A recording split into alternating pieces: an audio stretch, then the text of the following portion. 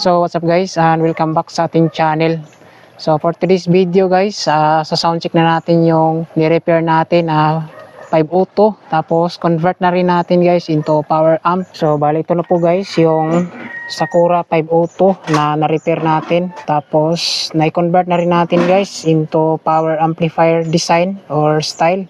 So hindi ito upgraded guys, kundi ginaya lang yung power amp design na yung volume control na lang yung matitira. So ito na yung volume control ng channel 1, ito naman yung volume control channel 2. Tapos nilagyan natin ng signal indicator light per channel. Yung tone control dito guys ay tinanggal na, wala na po itong function. So dito guys, yung setup dito, yung kanyang pinaka main input ng 502 is naka-direct na po yan guys dito sa main volume.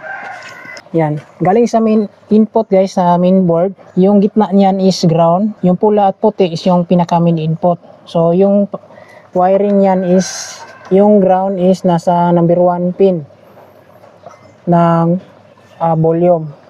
Yan, naka-jumper yung 1 and 2 volume pin number 1.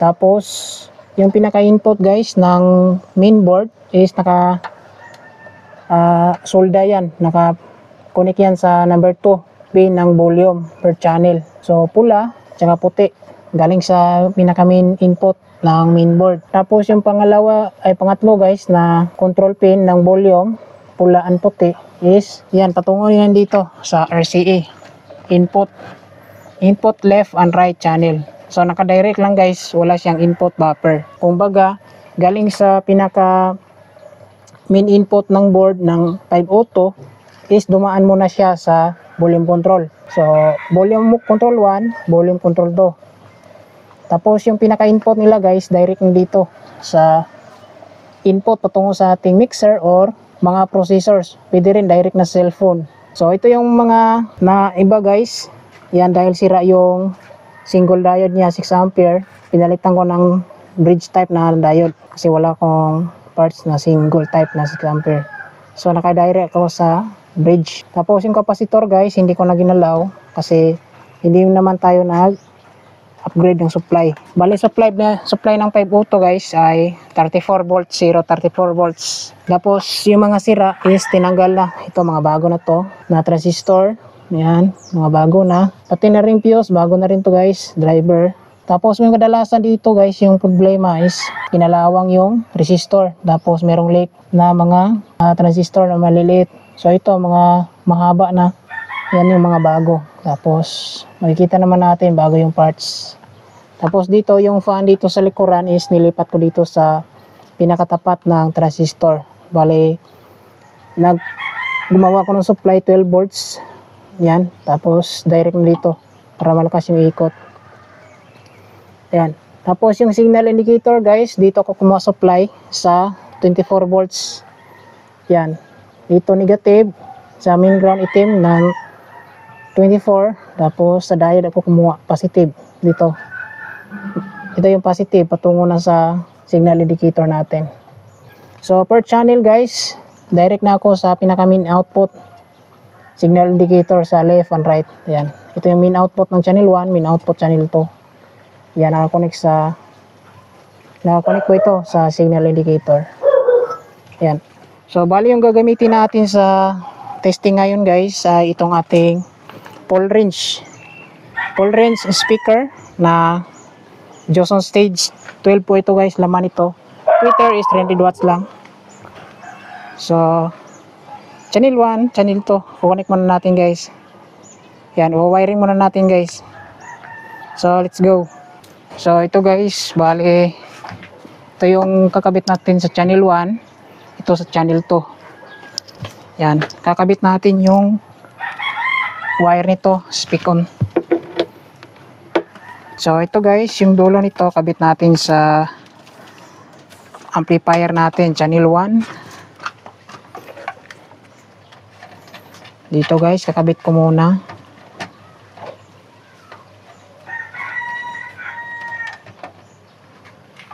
Yan. Tapos ito yung sa channel 2 natin. Kakabit natin to guys sa channel 2.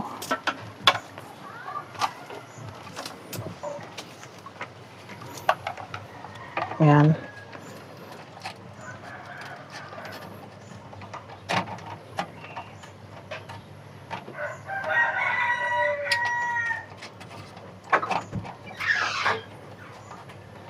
So, nakabit na natin dito guys.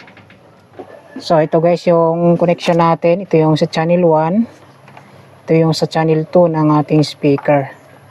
Yan. Bali, dito ko tayo kuha sa input natin kasi dito tayo naka-connect sa ating pinaka-input. Left and right. So, gamit lang tayo ng RCA to 3.5mm jack dahil direct sa cellphone lang tayo ngayon sa sound check. Yan. So, yung dulo nito guys, kabit natin sa cellphone. Dito yung cellphone natin.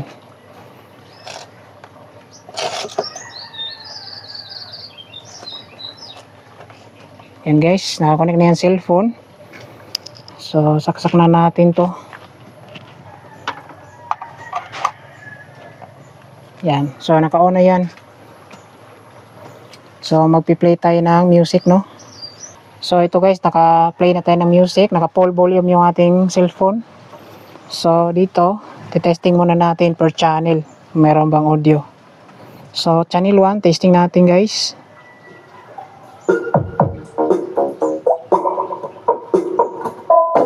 Hear John Lundal and DJ7 Remix.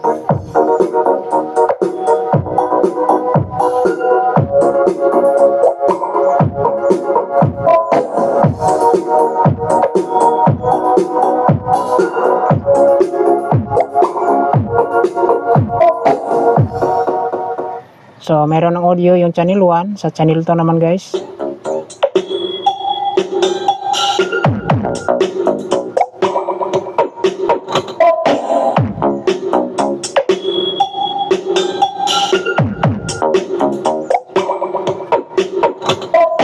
Hear John Lundal and DJ7 Remix.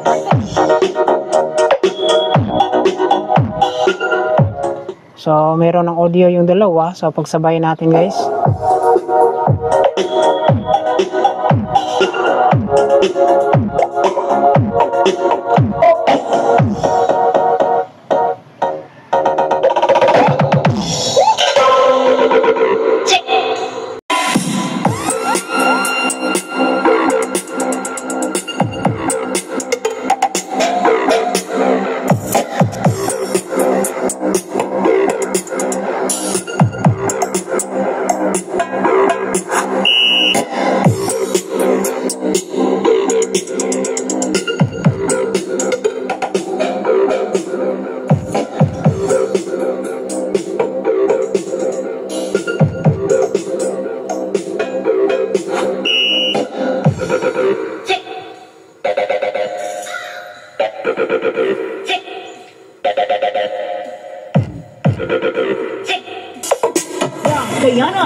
Kayanan and DJ Corey.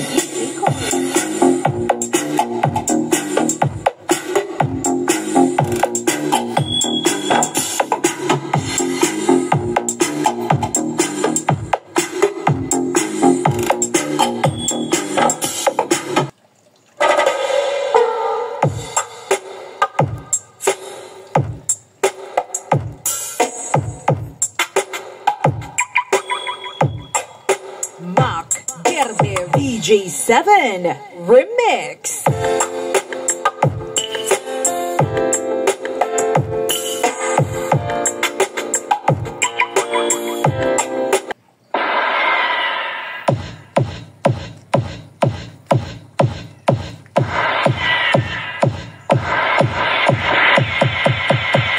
Damn! Turbo!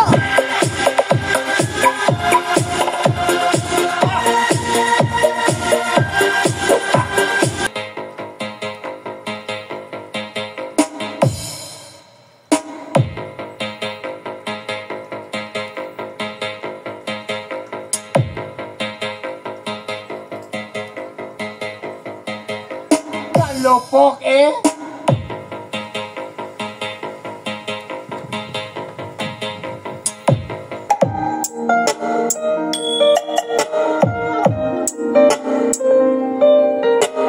This is the beat. The beat.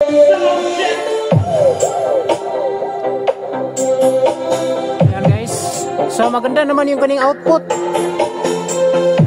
Lalakas pa ito pag meron kang mixer, equalizer, crossover.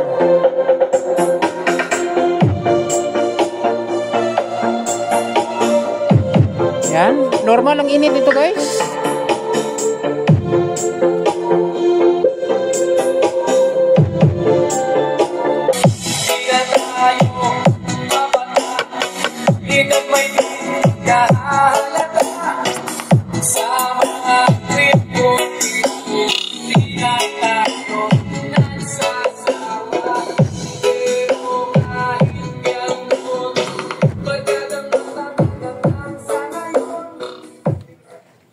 So ayan guys, ito na po yung testing natin. So good quality naman yung output niya guys. Okay to siya guys, no, wala ng tone control. Kasi pwede pa natin mapalakas gamit yung mixer, equalizer, and crossover. So gagamitin lang siguro to ni Bossing pang mid-high, no. So yun lang guys yung video natin. Maraming salamat. God bless. Tsaka ingat tayong lahat.